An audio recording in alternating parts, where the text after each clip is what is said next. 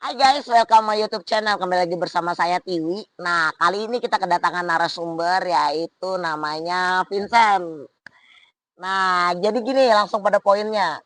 Hmm, Waktu itu lu pernah cerita kalau lu pernah tanding di IFBB 2018. betul. Nah, itu di Manila ya? Ya.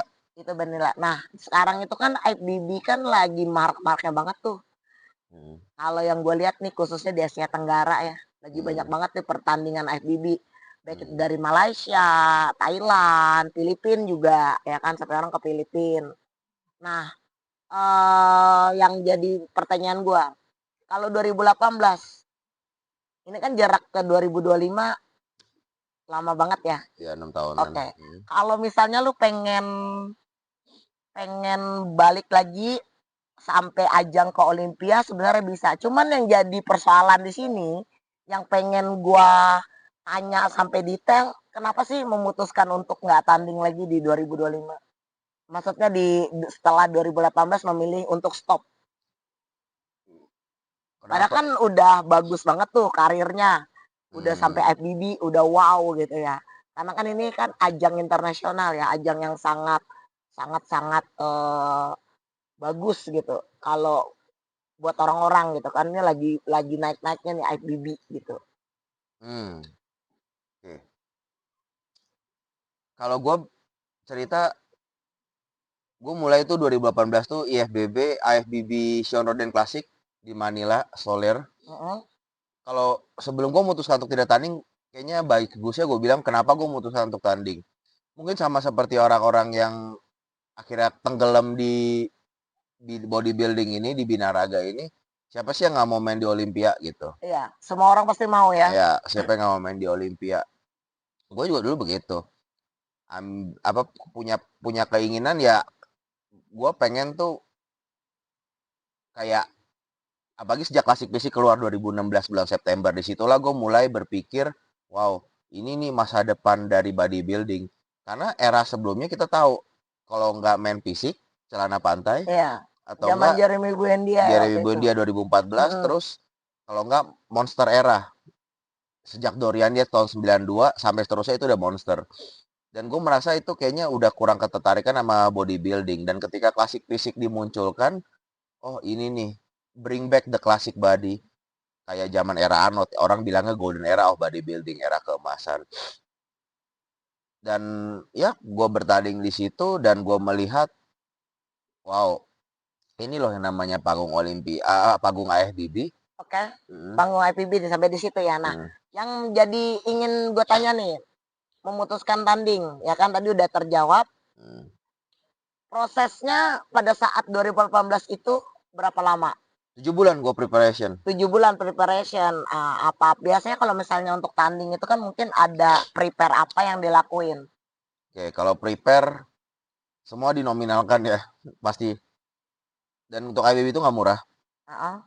Dan gue spending untuk dari makan, drug, dan komponen-komponen lainnya itu 200 juta lewat. 200 juta. Itu Lewat hanya untuk bahan doang, drugsnya.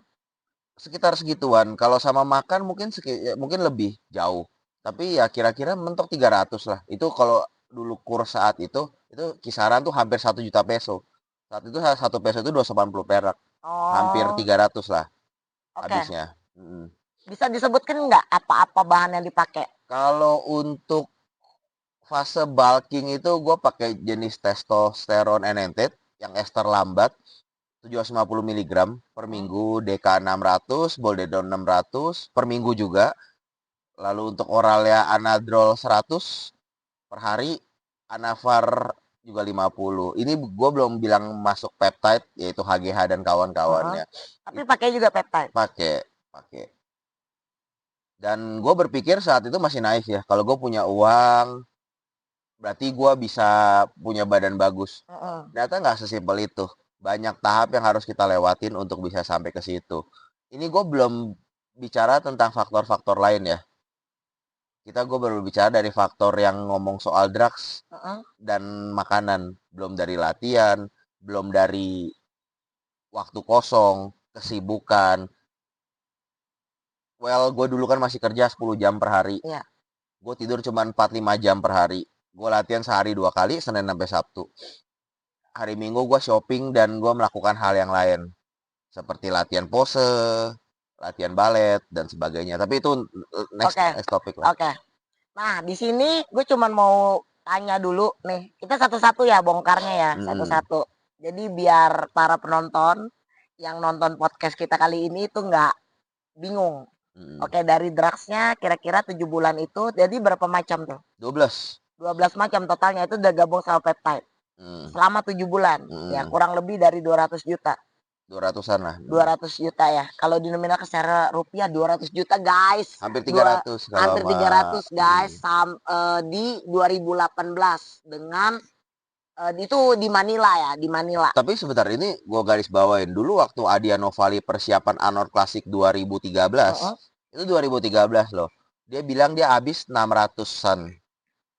Oh, oke. Jadi kalau kita bilang 200 mau 300 ini kayaknya masih jauh banget. Tapi kan ini tergantung kelas ya dong. Kalau ini kan kelasnya klasik fisik. Tapi well said jauh banget kan 600 Iya, jauh gitu banget. loh. Oke. Nah, pada saat itu untuk makanannya kira-kira berapa? Makanan gue shopping seminggu itu 1 jutaan. Kalau 2 juta itu pas lagi beli beef lah ya, daging sapi. Ya hitung aja dikali 28 kali 2 juta ya sekitar 50 sampai 60 juta lah kira-kira. Selama 7 bulan. 7 bulan itu. Selama 7 bulan 50 sampai 60 ya. Nah, kemudian kalau untuk latihannya? Gue latihan sehari 2 kali, pagi sore, Senin sampai Sabtu. Latihan biasa, pagi chest, Senin pagi chest, Senin sore back, kayak gitu. Terus paha depan, Selasa pagi paha depan, quads, Selasa malam paha belakang hamstring sama glutes, habis itu shoulder arm di Rabu, atau enggak shoulder arm di pagi, sorenya cardio. Itu waktu fase bulking lah, kita nge-build, begitu fase cutting ya biasa, pagi cardio, malam latihan kayak gitulah. Oh, oke. Sama kayak gue dulu juga. Latihan tuh berjam-jam, sehari berapa kali, mana harus kardio, harus apa. Jadi hidup buat gym, bukan gym buat hidup. Ya, nah oke. Itu nanti akan kita bahas selanjutnya. Nah, kenapa jadi memutuskan untuk stop? Nah, yang ini jadi 2018 itu kan udah lama banget ya. Nah, siapa-siapa sih lawannya yang lo lihat di sana? Nah, terus kan namanya di Manila itu kan biasanya tuh kalau udah di luar kayak gitu, biasanya tuh banyak hal-hal baru kayak contohnya yang kita nggak tahu tuh ternyata mereka pakai apa-apa aja. Oke. Di 2018 itu pas udah hari daftar Jumat itu, gue datang agak pagi ya. Pas daftar ulang itu gue ketemu satu orang, dia kondisinya bagus banget dan dia udah siap ready, lagi nunggu training. Gue lihat nih orang celana pendek tiduran begini, terus gue mau, ya biasalah kan karena gue kontestan sendiri ke sana. Jadi nggak ada sponsor, gue nggak ada sponsor, memang benar-benar independen. Ya gue berusaha berbaur dong, berkenalan dengan orang, berusaha ramah, dan akhirnya ketemu satu orang ini, dia nggak bisa bahasa Inggris, tapi coachnya bisa. Ya gue biasalah basa-basi ngobrol gitu, kenapa bisa sampai Manila, kenapa memutuskan ini, dan akhirnya kita ngobrol menjurus ke diet dan regime dia. Satu hal yang gue nggak perlu cerita detail, tapi ini satu hal yang menurut gue jadi garis bawah. Dia itu kalau pagi kita biasa fasted cardio ya, puasa kardio puasa. Nah dia waktu kardio puasa itu, dia sebelum kardio dia suntikin 5 unit insulin yang buat orang diabetes. Jadi kalau pagi kita puasa kan gula darah kita udah drop, dia bikin super drop sampai kepalanya kelayangan, dan dia ngelakuin Stairmaster step meal 45 menit. Itu hanya untuk satu kardio. Gue sampai bilang, wow, lu luar biasa. Lu menang atau kalah, lu pantas untuk menang. Yes, mempertaruhkan nyawa. You deserve to win. Ya, gue bilang, lu demi kardio aja, dia rela mempertaruhkan nyawa. Lu bisa mati loh, gula darah 30, lu kardio. Lu kelengan. Cuman memang di satu sisi itu bagus. Lu bakal pakai lemak lu seutuhnya untuk kardio tanpa buang otot. Yes. Tapi gula darah segitu. Lu bertarung di antara hidup dan mati. Pusing atau enggak ya kan? Kalau nggak bisa meninggal itu. Dan gue bilang wow. Dan akhirnya bener si Ahmed ini, Ahmed namanya. Dia nggak ada nama belakang, jadi Ahmed. Dia 2021 udah main di Olimpia. 2018 Desember itu dia prokat. 2021 September dia udah main di Olimpia. Oh, jadi satu kelas sama si Ahmed ini. Waktu Klasik itu di fisik, klasik 2018 fisik. klasik fisik. Dan memang dia dapat prokat dan dia memang deserve, bayangin. Belum nyampe 3 tahun dari dia dapat prokat dia udah main di Olimpia. Memang dia nggak di top 5, tapi udah main di Olimpia loh. Dia udah ngalahin banyak orang dong nyampe Iya. situ. Memang benar-benar tuh dia menggunakan 5 insulin itu sampai gula darah drop itu benar-benar hanya untuk mendapatkan prokat. Yang belum tentu dia dapat loh Yes. sebenarnya. Dia masih baru standing. Jadi pada saat itu yang di 2018 dengan si Ahmed itu satu panggungnya. Nah, dia di kelas B apa C gitu kan. Nah, waktu di overall Lu pada saat itu juara di kelas lu. pendek. Lu juara di kelas lu, kemudian setelah itu lu di overall, jadi lu nggak dapat Iya, jauh lah. prokat. Gue sadar diri. Kebanting banget ya, Sadar diri. Memang kondisi dia luar biasa. Yes. Jadi dia udah pantas menang. Nah, tapi oke, yang jadi pertanyaan adalah pada saat 2018 otomatis untuk itu kan lu harus upcycle dong. Yep. Ya, upcycle. Nah, pada saat upcycle itu biasanya kalau pada saat upcycle itu badan lemes, stamina nggak beda ya dengan cara kita ngangkat pada saat pakai namanya doping ya. Ya, betul. Itu sangat-sangat berbeda. Nah, itu poinnya satu. Nah, apa yang lo rasain? Kemudian kedua, kenapa memutuskan untuk, padahal kan sebenarnya lo di Manila tuh gila enak banget ya. Kalau lu bisa lu upcycle, kemudian lu benahin badan lu tanding lagi, ikut lagi sampai lu bisa dapatin prokat, kemudian sampai Olimpia. Nah, itu bisa diceritakan nggak kenapa memutuskan untuk stop drugs sampai dengan sekarang, natural? Bisa nggak diceritain lebih ini lagi? Gue nggak langsung stop, ya kan? Maksudnya gue nggak langsung memutuskan untuk stop tanding, nggak langsung. Gue masih ada keinginan untuk tanding, tapi saat itu kan namanya kita off cycle itu kan, kita off cycle ya, dan rencana mau masuk lagi tuh 3-4 bulan lagi. Tapi gue coba masih tetap latihan pagi malam. Itu hanya bertahan beberapa hari. Dan setelah beberapa hari itu kondisi drop, semingguan ternyata gue nggak bisa latihan pagi sore dengan intensitas latihan seperti waktu lagi pakai drugs dalam kondisi natural. Nggak mungkin, badan nggak kekejar, lemas, adanya tipes. almost hampir baru gejala. Tapi ketika gejala udah hati-hati loh. Iya, benar. Dan orang bilang mentalitas kerja keras, bukan itu kerja keras ternyata, tapi nanti itu gue bisa jelaskan. Nah, dari situ gue masih bimbang gitu kan, masih mau latihan, masih mau apa. Sampai akhirnya gue nggak kerja lagi di Manila, gue kerja dapat di Moskow, Rusia. Nah, di Moskow sendiri gue melihat something new gitu. Di situ lihat orang-orang, ternyata orang kuat di Rusia itu nggak cuma di YouTube, tapi memang benar mereka kuat. Dimana kayak anak sekolah. Kenapa gue bisa tahu itu anak sekolah? Karena mereka pakai baju militer, mereka wajib militer. Mukanya agak bocah, dan mereka bench press tuh start awal tuh di 40-40. 40-40 Olympic bar 20-100 kilo. Dan itu gue melihat sendiri. Dan orang kayak cewek cowok. Dan orang kayak squat 100 kilo, 15 rep, 20 rep itu kayak seperti biasa. Biasa aja, 100 kilo 15 reps. Itu udah biasa aja di situ. Dan dumbbellnya aja ada yang 60 kilo, 80 kilo, Technogym dia ada yang 80 kilo. Maksudnya tuh memang di situ orang-orang kuat, dan di situ gue mulai bergeser. Wah, ini kayaknya lebih mantep ya untuk punya environment baru, dan gue melihat Asia itu nggak ada apa-apanya. Pada saat itu. Gue melihat Asia itu nggak ada apa-apanya. Long story short, gue kerja di Rusia dan akhirnya gue sempat balikan ke Jakarta.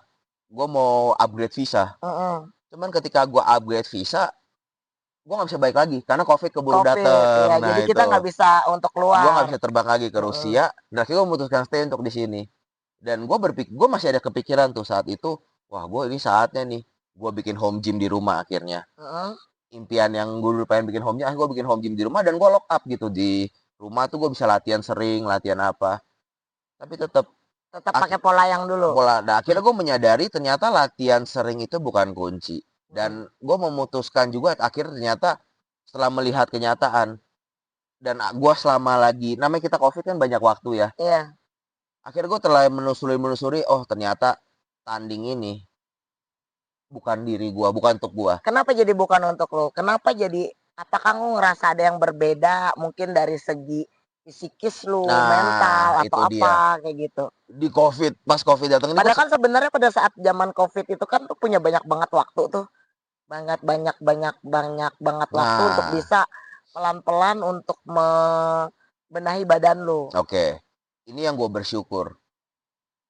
Dari COVID ini gue bersyukur. Karena gue punya banyak waktu. Heeh, Nah, tadi lu bilang benahi badan. heeh. Ternyata selama ini yang gue cari, yang dibutuhkan oleh gue, bukan gue benahi badan gue, tapi gue harus benahi jiwa gue.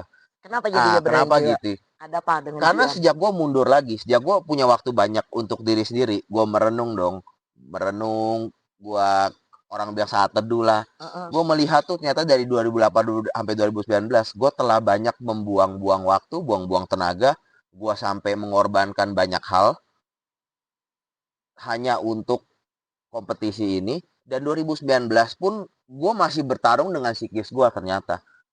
Gue tuh jadi kayak mau maju atau kagak, mau maju atau kagak, gue masih gampang tersinggung. Jadi efek samping permanen dari penyalahgunaan drugs yang begitu lama Begitu banyak. itu ada loh efek permanen. Efeknya apa-apa aja. Oke, kalau dari yang kelihatan dulu deh, itu gue pernah badan ini sampai jadi keloid. Jadi bukan cuma jerawat tapi jadi keloid. Ini Heeh. udah gue laser tapi jejaknya masih ada. Lalu yang kedua dari segi gusi sama gigi, ini udah membesar. Tapi gue memang nggak terlalu kelihatan ya, beda sama cewek. Kok cewek kan yang pakai itu udah sampai jadi semi maskulin, rahangnya sampai Iya. gede gitu. Cowok juga ada, tapi nggak sesignifikan cewek Karena kan kelihatan. cowok nggak terlalu kelihatan. Mm-mm. Kalaupun misalnya rahangnya kebuka juga nggak terlalu, ya biasa aja lah. Iya. Nah terus dari signifikansi dari yang nggak kelihatan ya dulu nih ya, pas pernah lu cek the blood work, tekanan darah gue 168, tekanan darah tinggi, kolesterol gue tinggi, yang dimana gue dulu aman sebelum gue pakai itu. Sebelum pakai. Dan setelah gue off cycle dan melakukan yang namanya PCT pun itu belum balik loh, itu belum Tapi balik. kan kalau misalnya lu mau cek, setahu gue ya, kalau misalnya lu mau cek darah kayak gitu, ya lu harus puasa, kemudian lu nggak makan protein, nggak makan apa, jadi bener-bener lu harus nggak makan protein, ya puasa kayak gitu. Jadi kalau misalnya lu masih makan-makan protein, ya wajar lah itu naik. That's it. Itu yang dulu gue nggak bisa nangkep. Dulu kan gue makan segitu banyak, gue sehari makan 7 kali dulu. Bahkan sampai gue udah nggak tanding, gue masih mempertahankan makan 7 kali. Heeh. Karena gue masih ada keinginan untuk tanding. Tapi thank you dari COVID ini, gue menemukan kalau setelah gue perlu memperbaiki jiwa gue, ternyata gue harus lakukan adalah gue melakukan hal yang sebaliknya dari apa yang gue lakukan pas tanding. Sebaliknya apa yang melakukan tadi. Mm-mm. Oke. Suatu kalau misalnya lu bisa dapatin kayak Procard, ya dapatin bisa bukan nilainya ya, tapi untuk mendapatkan itu kan nggak mudah gitu. Nah, itu kan suatu prestasi yang kalau lu bisa dapatin suatu prestasi yang sangat-sangat wow gitu. Oke. Kalau dilihat dengan kasat mata ya. Tanpa kita sadar mungkin ini Ah, udah sadar nih ada yang kok ada yang berubah ya dari gua. oke. Kayak bukan diri gua seutuhnya gitu. Oke. Gue nggak tahu gue bakal jadi monster seperti apa setelah gue dapet prokat. Gue nggak bisa bayangin. Heeh. Dan gue nggak mau bayangin. Tapi dari COVID itu juga lu lihat jelas. Ketika kompetisi bodybuilding ditiadakan, dunia biasa-biasa aja kan. Tapi pertandingan bola ketika tidak ditiadakan, dunia heboh. Hebohnya kayak gimana? Nggak ada pertandingan bola, nggak ada Hmm. Ronaldo, nggak ada Messi. Dan lu lihat waktu saat itu, Big Remy juara Olimpia, 400 ribu dolar. Itu setara dengan gaji Ronaldo 1 minggu. 1 minggu. Gaji Wow, Ronaldo. empat Oke ratus deh. dolar 1 minggu ya Hmm. kayaknya. Ya Perjuang. Ronaldo udah gede lah. Oke, jangan banding Big Remy. Gue bilang dari pemain rata-rata di Liga Eropa aja deh, yang divisi 2. Itu gaji mereka 2 bulan. 3 bulan lah. Jadi Big Remy dapat sebulan itu gaji pemain divisi 2 3 bulan. Jadi untuk ke ajang untuk kita bisa Procard, kalau mau ambil Procard ke ajang Go to Olympia itu kita benar-benar harus ada sponsor ya.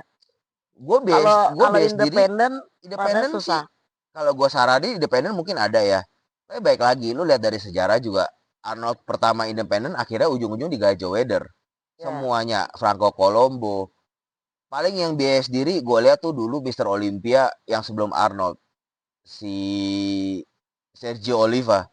Tapi dia polisi kan. Tapi nggak banyak, nggak banyak. Sekarang IFBB itu komersil, kita sama-sama tahu. Yes. IFBB itu udah komersil gila. Dan kenapa dia bikin banyak show di Asia Tenggara dan Prokat begitu gampang? Kalian tahu jawabannya. Dia untuk memudahkan atlet dapat Prokat supaya kalian bisa tanding. Ketika Prokat terlalu mudah, dan gue juga aware satu hal gini, tadi gue tadi ke skip. Ketika IFBB ubah peraturan untuk qualify ke Olympia, mereka pakai sistem poin. Di situ gue udah mulai, wah ini IFBB udah nggak elit lagi. Dulu kalau kita mau main di Olympia, zaman dulu banget sebelum ada Arnold Classic, kita mesti jadi Mr. Universe dulu. 5 besar Mr. Universe selama 5 tahun terakhir itu punya peluang untuk main di Olympia. Kalau juara satu Universe 5 tahun udah pasti qualify. Yes. Jadi bener-bener ajang Mr. Olympia itu pemenang dan pemenang. Pemenangnya pemenang lah yang main di Olympia, Mr. Universe. Lalu bergeser di Arnold Classic. Arnold Classic pun menggunakan hal yang sama. Siapapun yang 5 besar Arnold Classic, dia akan qualify ke Olympia. Lalu sebaliknya Olympia yang 6-10 mental, dia nggak bisa qualify. Biasanya mereka ikut Arnold Classic. Jadi, lalu ketika sistem ini diubah dengan sistem poin, jadi kalau misalnya yang paling gede di Asia itu Japan Pro. Japan Pro itu poinnya gede. Dan orang banyak suka main Japan Pro tuh karena jarang ada atlet Timur Tengah yang serem-serem. Jadi mereka ambil Japan Pro, pemain Asia tuh buat dapetin poin tinggi. Lalu juga ada beberapa yang kayak Shanghai Pro.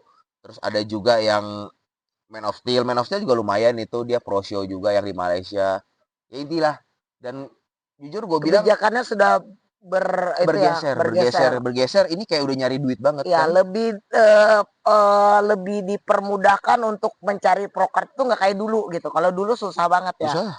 Sekarang kayak lebih dipermudahkan Ya. karena ujung-ujungnya ya udah atlet mesti tanding lagi, bayar lagi, tanding lagi, bayar lagi, keluar duit lagi, keluar duit. Dan semuanya diuntungkan adalah dari IFBB. yes. Bisa cek net worth-nya Joe Weather, Ben Weather. Ada kok berapa puluh juta dolar. Ya kan? Itu bisa dicek. Oh, oke. Jadi makanya itu salah satu alasan mengapa lu memilih untuk mundur, karena kalau lu akan terusin juga menurut lu banyak hal yang memang bisa lu lakuin tanpa harus bertanding. Jauh. Dulu gue mana kepikiran soal membina diri, soal upgrade diri. Nggak kepikiran. Karena dulu di otak gue tuh yang penting otot. Mana kepikiran yoga. Mana kepikiran untuk fleksibel. Yang penting badan gue bagus di foto. Intinya gitu dulu. Oh iya. Oke, jadi itu salah satu alasan kenapa lu memilih untuk mundur sampai dengan sekarang. Padahal peluang lu sebenarnya itu sangat-sangat gede pada saat itu. Ya, gue nggak kekurangan dana lah istilahnya. Banyak orang kan mentok di dana nih. Iya, bentuk di dana, dan memang lu juga kalau independen mau berjuang sampai Olympia pun lu bisa gitu ya pada saat itu ya kan. Bersyukur gue mampu lah. Ya. Nah, makanya itu salah satu alasan kenapa lu bisa mundur dari industri IFBB. IFBB ini. Iya, karena lu udah ngerasa udah ada hal yang berbeda dari dalam diri lu. Karena kan fitness itu kan bugar. Gym itu sehat. Jadi gini loh, ketika lu tahu health and fitness, sehat dan bugar, lu latihan olahraga itu untuk sehat dan bugar. Tapi ketika lu tanding latihan untuk menang, itu esensi udah bergeser. Apapun ketika esensi udah bergeser, itu biasa akan menimbulkan kerusakan pada sesuatu. Tidak sekarang, mungkin nanti jangka panjangnya. Karena gue pernah nonton tuh, waktu itu bukan nonton ya, lu pernah bilang adalah, kita tahu sendiri kan Dorian Yates dengan Tom Platz. Nah, mereka juga pernah ngomong tuh. Jadi kalau mereka mau mengulur waktu yang dulu, kayaknya mereka nggak mau tanding ya. Dia kalau mau ngomong ya satu, tapi itu udah nggak mungkin. Lalu kedua dia ngomong gini kan, dia tuh satu kata yang gue demen. Pernah nggak lihat orang 75 tahun tuh gendut 300 pound lah. Kita ngomong tuh 120 kiloan. Kita jangan ngomong tinggi ya, orang normal. Kalau tinggi kayak Yao Ming, 120 kilo mah krempeng. Kita orang normal. Pernah nggak lihat? Gue sih nggak pernah lihat. Nggak pernah sih. Nah, entah itu obesitas itu sudah. Entah itu 120 kilo lemak atau 120 kilo otot, itu nggak sehat. Gue ulang, entah itu kelebihan berat badan itu otot ataupun lemak, itu dua-duanya nggak sehat. Gendut, pegulat sumo, umur rata-rata mereka 50. Terus lihat yang Mr. Olympia yang dulu udah tua-tua, kayak si Robbie Robinson, Arnold, Stallone lah kita ngomong, yang tua-tua, Chuck Norris. Mereka udah downsize. udah downsize banget. Jadi lu memikirkan untuk jangka panjangnya, untuk nanti gue Oh mau jelas. kemana di berapa puluh tahun lagi, udah Nah kayak itu gitu. juga, gue juga selalu berpikir, dan sekarang ini gue selalu berpikir kalau gue mau memutuskan sesuatu, gue akan mikir kira-kira kalau gue putuskan ini sekarang, ini masih worth it gak 25 tahun lagi. Ini Oke. di semua aspek dalam hidup loh, nggak cuma tanding doang. Entah lu memutuskan untuk memilih pekerjaan ini atau keluar dari Oke, itu pekerjaan. kalau di luar kontes ya, gitu Iya, kita bahas buat dan maksud tanding gue dulu. dalam hal Yes, apapun. dalam Nah, apapun. sama juga dalam kontes. Gue pengen ngomong, ketika lu memutuskan untuk mau join kontes, gue mau jadi IFBB Pro, oke, that's fine, itu goals lu Ya itu 2025. keputusan orang Iya. masing-masing gitu. Nah, lu berpikir 2050 nanti, menurut lu ini masih worth it gak?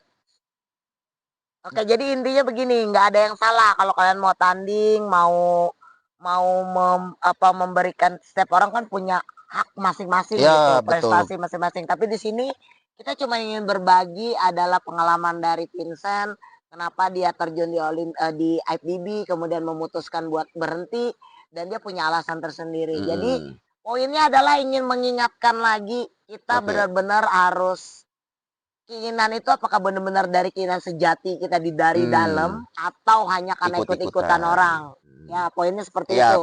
Kita harus sadar diri untuk kedepannya berapa tahun, berapa puluh tahun ini, 20 tahun nanti worth it nggak gitu. hmm, Apa yang akan kita korbankan. Nah, kalau udah mulai mengorbankan dari kita waktu kita buat keluarga, atau mengorbankan kita sifat kita yang jadi tiba-tiba kita, dari kita nggak emosi tiba-tiba jadi emosional, kita berpikir pendek yap. ya kan. Jadi setidaknya pikirkan baik-baik untuk masa depan. Hmm. Karena mungkin gue suka banget tuh yang pernah lu cerita, gue nggak mau tanding hanya karena dinilai dari orang yang lu nggak Ya. kenal. Oke.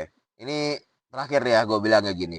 Dan akhirnya gue juga memutuskan ngapain gue kerja latihan gue dinilai sama 5 orang yang gue nggak kenal, Ya, 5 juri itu. uh-uh. Dan kalaupun gue nanti kena komplikasi jantung, ginjal atau liver gara-gara komplikasi obat, Uh-uh. emang 5 juri ini bakal mau ngelayat gue? Kan belum tentu. Ya turut berduka cita Turut lah. berduka cita Kayak kasih posting, bunga lah, kasih bunga ya, kasih bunga. boro-boro posting kali dulu. Zaman dulu tuh Ya, gue ikutin Generation Iron tuh di yes. Instagram. Paling diposting di situ. Dan setelah hitungan berapa hari lu hilang dan lu bukan siapa-siapa. Paling yang sedih cuman keluarga doang gitu kan. Keluarga sedih, orang Nah, terdekat kita.